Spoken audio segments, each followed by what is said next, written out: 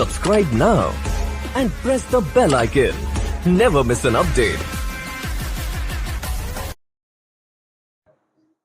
Hello बच्चों, नमस्कार। स्वागत है आप सभी का। देखो बच्चों, आज हमारा जो टॉपिक है वो है आयनन विभव के अनुप्रयोग। आयनन विभव के बारे में अपन ने पिछली 3 क्लासों के अंदर आयनन विभव किसे कहते हैं, ठीक है, और आयनन विभव को प्रभावित करने वाले कारक कौन से हैं, और आयनन विभव की आवर्त सारणी के अंदर आवर्तिता क्या है, आवर्त में क्या है, वर्ग में क्या है, ये सारी चीजें अपन ने पढ़ ली थी। ठीक है, आज एक छोटा सा टॉपिक है बेटा कि आयनन विभव के अनुप्रयोग, यानी आयनन विभव के आधार अपन सारणी में तत्वों को किस प्रकार जज करेंगे कि भाई कौन से तत्व का आयनन विभव कम होता है, कौन से तत्व का आयनन विभव अधिक होता है। ठीक है ना, तो नॉर्मल टॉपिक है, कोई ज्यादा हाई लेवल का टॉपिक है नहीं। ठीक है, बहुत कम समय में ये पूरा हो जाएगा।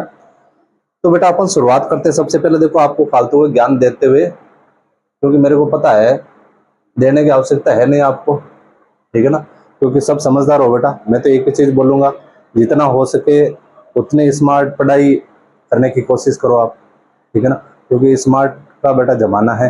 तो आप यदि किसी भी टॉपिक को यदि थ्योरी के हिसाब से या लॉन्ग टर्म में लेके बैठे हो, ठीक है, तो वो आपके लिए नुकसान देगी, क्योंकि कम समय में अपन को ज़्यादा से ज़्यादा अच्छे से क्लियर करना है। ठीक है ना। तो दूसरी चीज़ ये है कि जो बच्चे 11th वाला है ना, और साथ में नीट की तैयारी कर रहे हैं, ठीक है, तो उनके लिए सबसे बेस्ट कोर्स चल रहा है बेटा। इस चीज़ का आपको ध्यान रखना है। ठीक है, कोई भी चीज़ पढ़ो, आप कॉन्सेंट्रेट करके पढ़ो, कोई दिक्कत वाली बात नहीं है। यदि कोई दिक्कत आ रही है तो आप बेझिझक कमेंट करो, आपका सोल्यूशन 101% आपको मिलेगा। ठीक है, तो शुरुआत करते हैं बेटा। सबसे पहले अपन आयरन विभव के अनुप्रयोग के बारे में। तो पहला पॉइंट रहेगा अपन के धातु तथा अधातु में अंतर करना। ठीक है, तो पॉइंट नंबर 1 है धातु तथा अधातु में अंतर करना। अंतर किस प्रकार करेंगे, ठीक है, ज्यादा आपको थ्योरी नहीं कराऊंगा बेटा, सिंपल सी बात है, शॉर्ट टू शॉर्ट चलेंगे अपन। ठीक है, धातु और अधातु में अपन किस प्रकार अंतर करेंगे आयनन विभव के आधार पर। ठीक है, सिंपल सी बात बता दूं बेटा आपको, ज्यादा कुछ लंबा चौड़ा याद नहीं रखना है। ठीक है, जिन तत्वों का आयनन विभव कम होता है ना बेटा, ठीक है, वो धातुएं होती है। तो पहली चीज लिख देते हैं अपन, जो धातु है उनका आयनन विभव कम होता है बेटा। आयनन विभव होता है अपन के कम।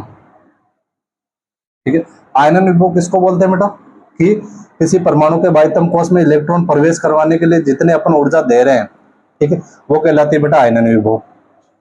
अब दूसरे अपन के जो अधातु है, ठीक है, इनका जो आयनन विभव है ये बेटा अधिक होता है। ठीक है ना, क्योंकि बेटा आयनन विभव अधिक इसलिए होता है क्योंकि जो अधातु होती है ना, उनके जेड इफेक्ट का मान अधिक होता है। जेड इफेक्ट का मतलब होता है नाभिकीय आवेश अधिक होता है, क्योंकि अपन सारणी से जैसे बाएं से दाएं जाते हैं ना बेटा, तो जैसे बाएं से दाएं जाते हैं वैसे परमाणु के आकार में क्या होती है, कमी होती है। ठीक है ना, और परमाणु के आकार में कमी हो रही है, इसका मतलब परमाणु के नाभिक के द्वारा बाह्यतम कोश पर लगने वाला जो प्रभावी नाभिकीय आवेश है उसका मान क्या हो रहा है बेटा, बढ़ रहा है। ठीक है, और यदि प्रभावी नाभिकीय आवेश का मान बढ़ रहा है ना बेटा, तो उसके बाह्यतम कोश में इलेक्ट्रॉन प्रवेश करवाने के लिए अपन को उतनी ज्यादा ऊर्जा देनी पड़ेगी। ठीक है, और जितनी ज्यादा ऊर्जा देंगे अपन, उसका आयनन विभव का मान क्या होगा, उतना ही अधिक होगा। ठीक है, दूसरा है बेटा आबंध की प्रकृति ज्ञात करना। आपको शॉर्ट टू शॉर्ट पढ़ाएंगे बेटा, जितना हो सके उतना स्मार्ट। दूसरा पॉइंट अपन के आबंध की प्रकृति ज्ञात करना। दूसरा हो गया आबंध की प्रकृति ज्ञात करना। ठीक है, प्रकृति का मतलब बेटा कि उसमें किस प्रकार के अपन के बंध बनते हैं। ठीक है, अब सिंपल सी बात है बेटा कि जिन तत्वों का आयनन विभव कम होता है ना बेटा, ठीक है, वो हमेशा आयनिक बंध बनाते हैं। तो आप अच्छे से दिमाग में बैठा लो आप, जब आयनिक बंध की बात करेंगे अपन, आयनिक बंध, आयनिक बंध किसके बीच में बनता है बेटा, धातु और अधातु के बीच में। आयनिक बंध यानी बेटा आयनन विभव कम। आयनन विभव क्या हो जाएगा इसका, कम हो जाएगा। और अधातु है तो अधातु और अधातु के बीच में बनता है बेटा सहसंयोजक बंध। ये मैंने चीजें पहले ही क्लियर करवा रही, इसलिए तो मैं बोलता हूँ हमेशा प्लेलिस्ट के हिसाब से चलो। आपका एक भी पॉइंट पीछे नहीं छूटेगा और ना आपके दिमाग में कोई डाउट रहेगा बेटा। तो इसका जो आयनन विभव है ना बेटा, वो अपन के अधिक होता है, आयनन विभव अधिक। ठीक है, ये हो गया दूसरा पॉइंट। अब बात करते हैं नंबर 3, क्रियाशीलता। तीसरा पॉइंट रहेगा अपन के क्रियाशीलता।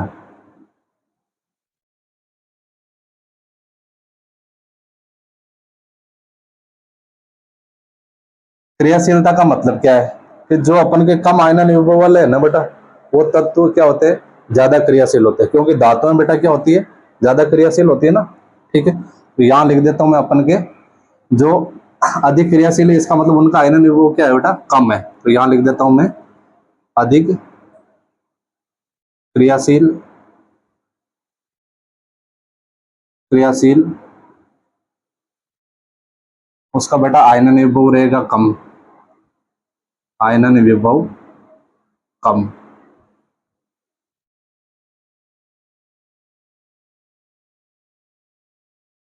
ठीक है, आयनन विभव को बेटा मैं आई से भी लिख सकता हूं। दूसरा हो जाएगा अपन के कम क्रियाशील, कम क्रियाशील यानी जो गैसें हैं सारणी के अंदर, उनका आयनन विभव का मान क्या होता है बेटा, अधिक होता है, आयनन विभव अधिक।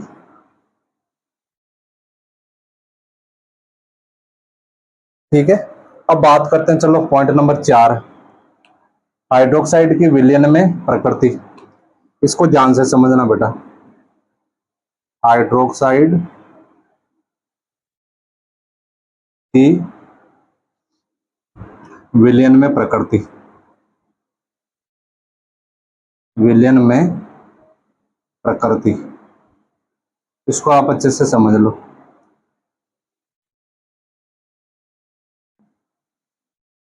ठीक है ना, कैसे, देखो बेटा, हाइड्रोक्साइड किसको बोलते हैं कि बेटा कोई सा भी एलिमेंट हो बेटा, उस एलिमेंट के साथ में यदि OH जुड़ा हुआ है, ठीक है, ऑक्सीजन और हाइड्रोजन, उसको बोला जाता है बेटा हाइड्रोक्साइड। ठीक है, अब हाइड्रोक्साइड किस प्रकार का व्यवहार प्रदर्शित करते हैं, यानी अम्लीय कब प्रदर्शित होंगे, क्षारीय कब प्रदर्शित होंगे, इस चीज का आपको ध्यान रखना बेटा। देखो मैं आपको दो तरह की चीज बता रहा हूँ बेटा, एक तो जैसे अपन के तत्व है कोई, और ये बेटा OH इसके साथ में जुड़ा हुआ है। ठीक है, एक चलो और तत्व लेते हैं एक, और इसके साथ में भी बेटा OH जुड़ा हुआ है। ठीक है, अब ध्यान रखना बेटा, जिस तत्व का आयनन विभव का मान कम होता है, क्या होता है बेटा, जिस तत्व का आयनन विभव का मान क्या होगा बेटा, कम हो, यानी आयनन विभव को बेटा मैं आयोनिक एनर्जी IE से लिख सकता हूं मैं। ठीक है, और IE का मान यदि अपन के कम है, ठीक है ना, क्या है बेटा, IE का मान कम है, तो ये जो बंद बने हुए ना बेटा दो, ठीक है, इन दोनों में से अपन के ये वाला बंद टूटेगा यहां से। ठीक है, और ये टूटेगा तो क्या बन जाएगा अपन के, तो A+ और दूसरा बन जाएगा बेटा OH माइनस। क्या बन जाएगा, A+ और OH-। ठीक है, और ये अपन के व्यवहार कर देंगे, करेंगे बेटा प्रदर्शित सार का, यानी बेस जिसको अपन बोलते हैं। ठीक है ना बेटा, ध्यान अच्छे से रखना बेटा। अब यदि आयनन विभव का मान मैं बोलूं यदि अधिक है, क्या होगा बेटा, आयनन विभव का मान यदि अधिक है, ठीक है, तो अब बेटा ये बंद नहीं टूटेगा, अब टूटेगा ये वाला बंद। ठीक है, और ये यदि बंद टूटेगा तो सिंपल सी बात है, देखो एक तो बनेगा AO-। ठीक है, और दूसरा बनेगा बेटा H+। ठीक है, और H+ बन रहा है, इसका मतलब सिंपल सी बात है कि वो क्या रहेगा, अपन के एसिड की तरह व्यवहार करेगा। तो ये हो गया अपन के एसिड की तरह व्यवहार करना। ठीक है, तो इस चीज को आपको अच्छे से ध्यान रखना पड़ेगा। इसको चलो मैं इंपॉर्टेंट लगा देता हूँ, क्योंकि मेरे को पता है इतने सीधे क्वेश्चन तो पूछने से रहे, कुछ आधे टेढ़े पूछेंगे वो। अब पॉइंट नंबर 5 की बात करें अपन, ऑक्सीकारक तथा अपचय गुण ज्ञात करना। ठीक है, पॉइंट नंबर 5 है बेटा अपन का।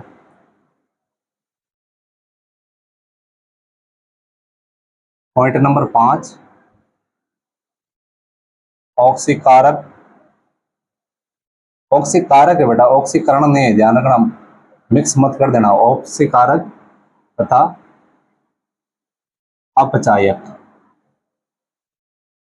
अक्सीकारक तथा अपचायक गुण ज्ञात करना, गुण ज्ञात करना।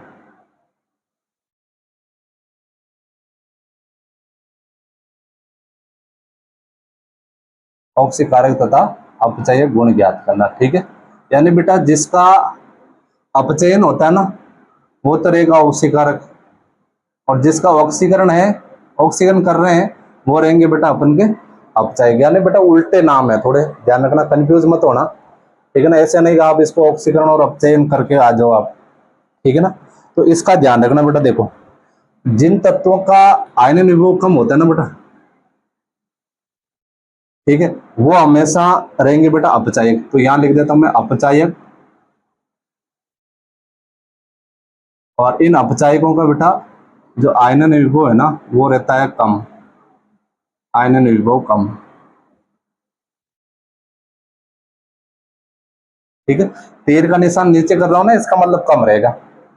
दूसरा बेटा अपन के ऑक्सीकारक,